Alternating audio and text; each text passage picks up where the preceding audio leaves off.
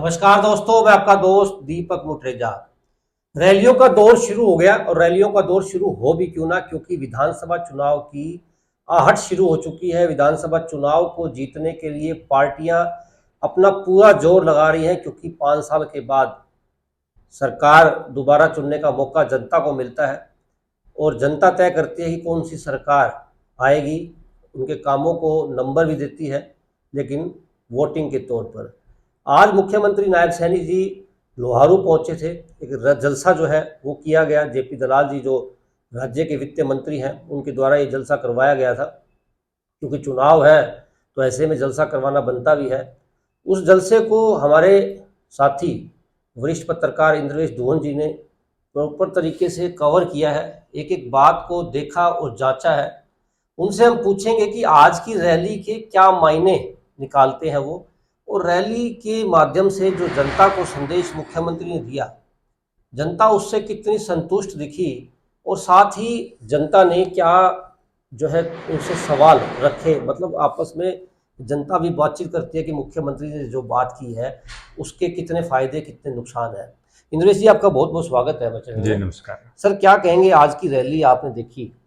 मुख्यमंत्री जी हालांकि 1 से 1.5 घंटा लेट बेशक से पहुंचे थे, लेकिन भीड़ के हिसाब से ही पहले मैं आपसे जानना चाहूँगा, वित्त मंत्री जी वहाँ पर थे और कौन कौन से मंत्री अधिकारी, अधिकारी तो खैर नहीं होंगे क्योंकि आचार संहिता लगी हुई है, और कौन कौन से मंत्री वहाँ पर थे या नेता वहाँ पर थे, और कितनी जनता के अंदर जोश था। जी, जिस प्रकार बात करें तो रैलियों का दौर, अब जैसे चुनाव आचार संहिता लग चुकी है, चुनाव घोषित हो चुके हैं, तो उसको लेकर के रैलियों का दौर मुख्यमंत्री जी का जो है शुरू हो गया है। हर दिन वो तकरीबन 3 से 4 तक हलकों में जा रहे हैं और सभी 90 के 90 हलकों में उनका जाने का ये प्लानिंग है। तो उसी के तहत भिवानी जिले की ये आज पहली रैली थी, अनाज मंडी लोहारू में। कल जो है तो शाम में रैली रहेगी मुख्यमंत्री जी की। किरण चौधरी उनको उस रैली का आयोजन करेंगे। आज जो है वित्त मंत्री जयप्रकाश दलाल जी की क्षेत्र में थी, उनकी अगुवाई में। और फिर भिवानी में जो है रैली रहने वाली है 29 तारीख को। तो ये रैलियों का दौर है। उसी सिलसिले में भिवानी जिले में पहली रैली थी। मुख्यमंत्री जी जो है अपने जो पहले उनका शेड्यूल था अन्य जिले में, उसके बाद यहाँ तकरीबन 1.5 घंटे करीब पहुँचे। उस रैली में वित्त मंत्री जी जो था वो मुख्य तौर पे कह सकते हैं, केंद्रीय मंत्री जो जल संसाधन मंत्री वो भी वहाँ आए हुए थे। इस रैली में खास बात देखने में ये आई कि पॉलिटिकल तौर पे देखें तो इस रैली में किरण चौधरी इस क्षेत्र की नेता हैं, उनका कहीं रैली में जो है फोटो नहीं था। और ऐसे में बंसीलाल जी का नाम मंच से ज़रूर लिया गया, लेकिन कहीं न कहीं ये लगता है कि दोनों नेताओं में जो पहले की तल्खियाँ थी कांग्रेस और बीजेपी में, तो वो मित्रता का भाव जो है वो नज़र नहीं आया। अब कल की रैली में देखते हैं वहाँ पर जो है जेपी दलाल जी पहुँचते या नहीं पहुँचते। एक पक्ष तो राजनीतिक ये हो सकता है। दूसरा, जो रैली की बात करें पॉलिटिकल तौर पे, मुख्यमंत्री जी काफ़ी फोरम में नज़र आए। मुख्यमंत्री जी नायब सैनी जी का अब तक का जो स्टार्टिंग जब उन्होंने की थी, तो वो मनोहर लाल जी को आगे रख के चलते थे। वो कहीं न कहीं पिछलग्गू नज़र आते थे, तो कहीं न कहीं पार्टी में हायर लेवल पर ज़रूर ऐसी बातचीत हुई होगी। इंद्रेश जी, मैं आपसे एक चीज़ जानना चाहूँगा। आपने देखा होगा जब किरण चौधरी जी कांग्रेस पार्टी में थी, जब लोकसभा चुनाव था, राव दान सिंह जी, भूपेंद्र सिंह हुड्डा जी ने भी रैली की थी। जी। उस दौरान कहा गया था किरण चौधरी के द्वारा कि मुझे इनवाइट ही नहीं किया गया, मुझे बताया ही नहीं गया कि जो है रैली की जा रही है। या फिर उन्होंने ये भी कहा था कि मुझे बिल्कुल भी इनवाइट नहीं किया गया कि दान सिंह जी यहाँ पर वोट मांगने के लिए आ रहे, तो दान सिंह जी ने मेरे को बताया ही नहीं। इस तरह की शिकायतें जो है किरण चौधरी की रहती थी। तो आज जिस प्रकार से रैली थी, हालांकि वो अब कांग्रेस छोड़ करके बीजेपी में आ चुकी हैं, आज जेपी दलाल जी ने रैली की थी, क्या वही दोबारा से फॉर्म नज़र नहीं आ रहा आपको? क्या लग रहा है आपको? क्योंकि जेपी दलाल जी जो है वो भी अब तो वरिष्ठ नेता है, क्योंकि हालांकि पहले तो वो भी किरण चौधरी जी के साथ ही हाँ, कांग्रेस उसके पार्टी सपोर्टर में के तौर पे सपोर्टर कार्य के तौर करते पर रहे कार्य हैं। करते थे। आज उनका ना तो कोई फोटो होना, ना ही किरण चौधरी जी का वहां पर होना, ना ही श्रुति चौधरी जी का वहां पर होना, क्या लगता है आपको, क्या दोबारा से गुटबाजियां क्या यहाँ पर भी शुरू तो नहीं होगी? इसमें दो पक्ष कहे जा सकते हैं दीपक जी। एक पक्ष तो ये कि किरण चौधरी का राज्यसभा का जो है अभी चुनाव होना है, तो वो अलग अलग जो है राजनेता उनसे मिलने का उनका अपना शेड्यूल है, क्योंकि चुनाव में उनको अब वोट कास्ट होने तो अलग अलग विधायकों से जो है वो संपर्क साध रही होंगी, तो उस कारण से ना पाई हूँ। लेकिन वो साइड होती है किरण चौधरी की, लेकिन जो साइड जेपी दलाल की है उस एंड पे भी कुछ कमियां हम कह सकते हैं कि उनका फोटो का कहीं प्रयोग नहीं है, जबकि चौधरी बंसीलाल से जुड़ा हुआ मतदाता इस हल्के से जो है इंट्रोडक्शन किरण चौधरी ने ही हाँ, करवाया क्योंकि था किरण चौधरी जेपी जी के दलाल जी का। काफ़ी वर्कर वहाँ पर हैं, काफ़ी प्रभाव उनका इस क्षेत्र में भी है, क्योंकि जब भी कांग्रेस पार्टी में कोई लीडर वहाँ खड़ा होता था तो उनसे मदद मांगता था, वो जाती भी थी। पिछले चुनाव में आपने देखा होगा, पिछले जी बिल्कुल। विधानसभा चुनाव के दौरान किरण चौधरी जी ने मदद की थी सोमवीर जी की। तो हालांकि वो हार गए, वो एक अलग बात है, लेकिन प्रभाव क्षेत्र उनका काफ़ी है वो भी। क्या लगता है आपको, उनको इग्नोर किया गया है या फिर क्या मानते हैं इस रैली को लेकर? कहीं ना कहीं एकला चलो की राह हो सकती है, क्योंकि किरण चौधरी के साथ जो तल्खियां बढ़ी थी तभी वो बीजेपी में आए थे जेपी दलाल जी। उसके बाद से जो है जेपी दलाल जी के जो बयान रहते थे वो इस प्रकार के रहते थे कि क्योंकि विपक्ष की नेता विपक्ष में थी किरण चौधरी, तो उनके खिलाफ बयान थे, काफ़ी तल्ख बयान उनके रहते रहे थे। और उस प्रकार के बयान जो पुराने जो है यहाँ से सांसद रहे इंद्रमीर जी, उनके भी इतने तल्ख बयान नहीं रहे, जबकि ये ऐसे बयान जेपी दलाल जी के रहे। तो ये विवाद तो क्या कहें, लेकिन ओवरऑल जो है जो सामंजस्य बनना चाहिए, जो केमिस्ट्री नज़र आनी चाहिए इसमें कि ये मिल के लड़ेंगे, मिल के प्रयास करेंगे, क्योंकि मतदाता जो दोनों के ही मतदाता हैं वो चौधरी बंसीलाल, दोनों ही हल्कों के बंसीलाल को फॉलोवर हैं उनके नाम पे। हालांकि आज मैं आपको दीपक जी स्पष्ट करूं कि मुख्यमंत्री जी ने भी चौधरी बंसीलाल जी के रैली में नाम लिया, और जो है जेपी दलाल जी ने भी चौधरी बंसीलाल जी का नाम लिया, लेकिन किरण चौधरी का नाम ना ही वहाँ से आया। ये मुख्य नेता अब बीजेपी की कहला सकती है, राज्यसभा सांसद भी बनने वाली है। तो वो जबकि वहाँ पे काफ़ी मतदाता का फ्लोटिंग रहता है, जैसे लोहारू है, तोशाम है, आपका बवानीखेड़ा क्षेत्र भी है, कुछ भिवानी क्षेत्र भी है, दादरी है, और ये पूरा भिवानी महेंद्रगढ़ का जो क्षेत्र है। लेकिन किरण चौधरी का जो है इस प्रकार से न दादर रहना, तो कहीं ना कहीं कह सकते हैं कि भी केमिस्ट्री प्रॉपर नहीं बन पाई है, शायद समय लगे उस केमिस्ट्री बनने में। धर्मवीर जी का क्या रुख मानते हो आप, क्योंकि वो भी क्षेत्र के एमपी हैं यहाँ से, भिवानी मेंदगढ़ लोकसभा के। उनका क्या रुख मानते हो आप, क्या वो थे इस रैली के अंदर? जी, धर्मवीर जी इस रैली में नहीं थे, उनके पीछे क्या कारण हैं वो तो नहीं बता सकते। लेकिन धर्मवीर जी दूरियां बना करके नहीं रखते हैं, धर्मवीर जी का ऐसा स्वभाव रहा है, तो कहीं ना कहीं कोई इस प्रकार का आज उनकी कहीं ना कहीं व्यस्तता रही होगी, और किरण चौधरी की भी व्यस्तता रही क्योंकि वो होगी। भी अपने पुत्र के लिए विधानसभा की टिकट तो मांग ही रहे हैं। जी बिल्कुल, सोना से वो उनके बेटे की जो है टिकट के लिए प्रयास कर रहे हैं। तो बीजेपी जो है परंपरागत रूप से जैसे अब तक चलती आ रही थी कि फैमिली मेंबर को नहीं वोट देंगे, टिकट देंगे, तो वो चीज़ अब नज़र नहीं आएगी। बीजेपी ने भी कहीं न कहीं समझौता किया है, और सुनने में आ रहा है अभी आरती राव को, इंद्रजीत सिंह जी की बेटी जी को भी बिल्कुल टिकट दे जी। रहे हैं, सुरती चौधरी को भी टिकट दे रहे हैं, और मोहित जो है धर्मवीर सिंह जी के बेटे, उनको टिकट दे रहे हैं। तो ऐसी चर्चाएँ हैं, और देखते हैं टिकटें डिस्ट्रीब्यूशन के बाद क्या रहता है। मतलब मुख्यमंत्री जी का आना, चुनावी रैली में आना और इन नेताओं का वहाँ ना होना कहीं न कहीं कई सवाल तो खड़े करता ही है। ख़ैर उसके जवाब भी वो ही देंगे, अपन तो क्या दे सकते हैं, लेकिन चर्चा का विषय ज़रूर बना होगा। लोगों ने भी वहाँ पर जो रैली में उपस्थित लोग होंगे, कहीं न कहीं उनके अंदर भी चर्चा का विषय जो है, ये रहा होगा। ख़ैर वो दूसरी बातें हैं। फिलहाल जो है रैली को लेकर के हम चलते हैं। जो रैली है में आज जो आयोजन था, मुख्यमंत्री जी ने जिस प्रकार से लोगों से वायदे भी किए होंगे, और जिस प्रकार से कांग्रेस जो जवाब मांग रही है, हरियाणा जवाब मांगे, हरियाणा कंपेयर, मांगे हरियाणा हिसाब, मांगे ये हिसाब। शुरुआत जो है हरियाणा मांगे हिसाब इसकी इसी एजेंडे को लेकर के जो है यात्राएं दीपेंद्र हुड्डा निकाल रहे हैं, और पूर्व मुख्यमंत्री भूपेंद्र सिंह हुड्डा के भी बयान रहते हैं। तो इस इन बयानों का जो है कहीं न कहीं उनको रोक को लेकर के मुख्यमंत्री जी की आज की रैली में काफ़ी कहा कि पूर्व मुख्यमंत्री भूपेंद्र सिंह हुड्डा हिसाब कैसे माँग सकते हैं।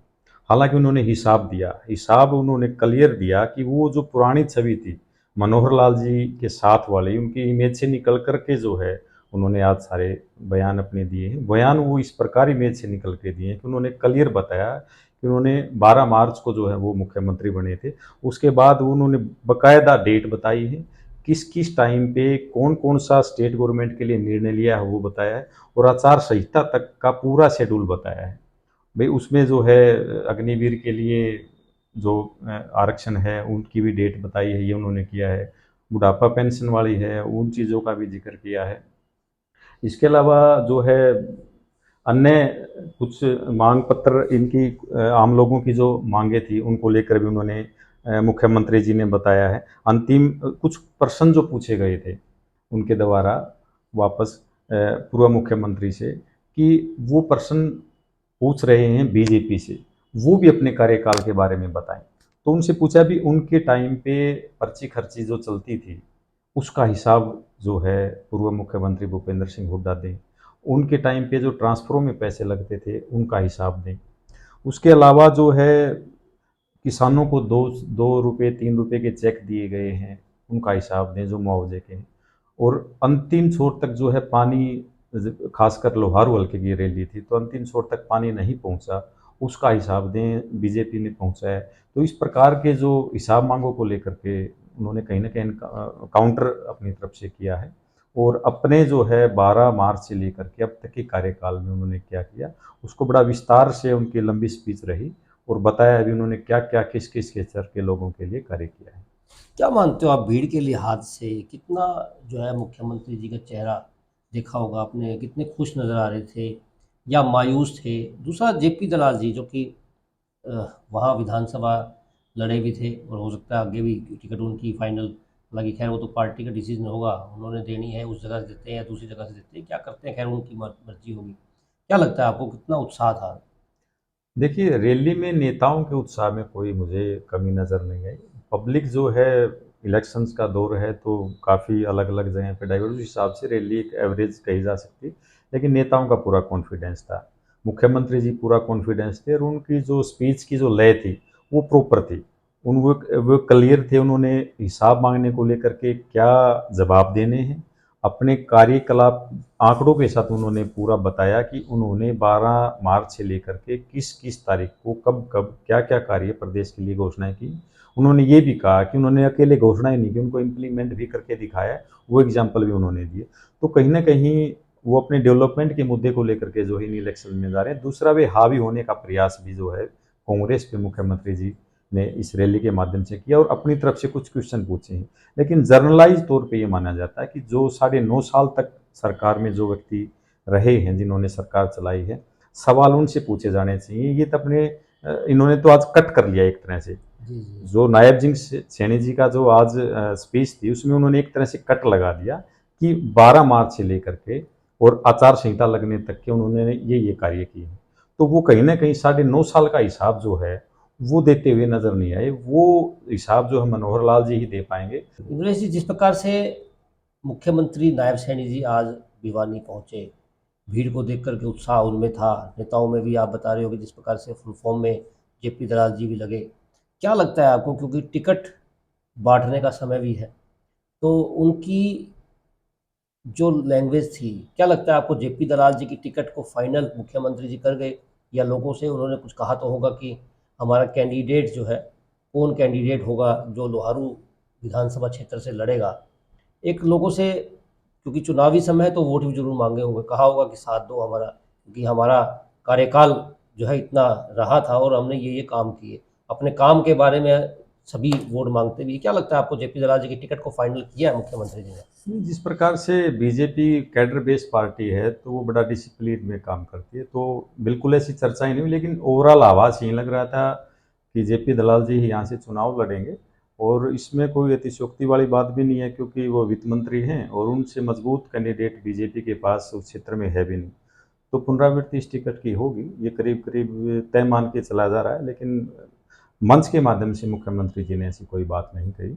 हालांकि उन्होंने डेवलपमेंट के मुद्दे पर ही ये कंसंट्रेट रखा कि दक्षिण हरियाणा में उन्होंने क्या क्या काम उनके कार्यकाल, उनके बीजेपी के कार्यकाल में हुए हैं।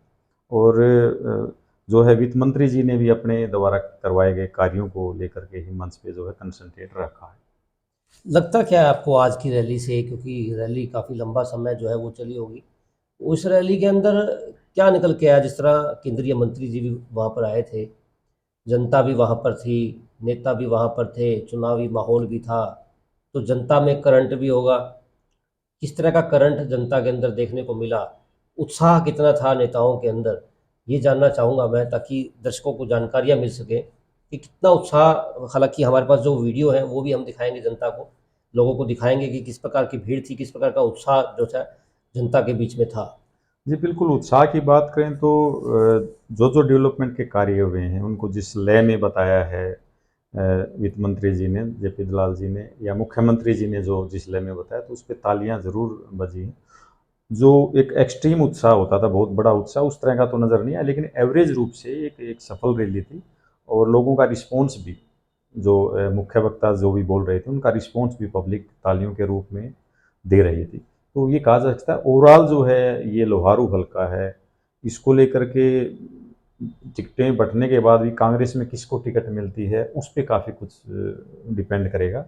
और जो है वित्त मंत्री जी ने काफ़ी कार्य यहाँ करवाए हैं, उसी के मुद्दे पर जो उन्होंने मुख्य चर्चा रैली में रही, और उसी के नाम पे वे चुनाव में जाएंगे। दूसरी बात, जिस प्रकार से एक सूचनाएं जो है वो भी लगातार मिल रही हैं, आपने भी सुनी होगी कि मनोहर लाल जी के पास एक राज्य मंत्री जी गए थे टिकट मांगने के लिए, तो उनसे मुलाकात नहीं हुई, काफ़ी समय जो है वहाँ पर वो खड़े रहे।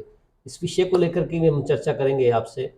क्या लगता है आपको कि अगर इस तरह से एक राज्य मंत्री खड़े रहते हैं, कोई मुलाकात नहीं होती, तो क्योंकि इलेक्शन का समय है और ऐसे में क्या लगता है आपको, क्योंकि बड़ी गरिमा होती है राज्य मंत्री की भी, जी बिल्कुल। अगर कोई नहीं मिलता नेता।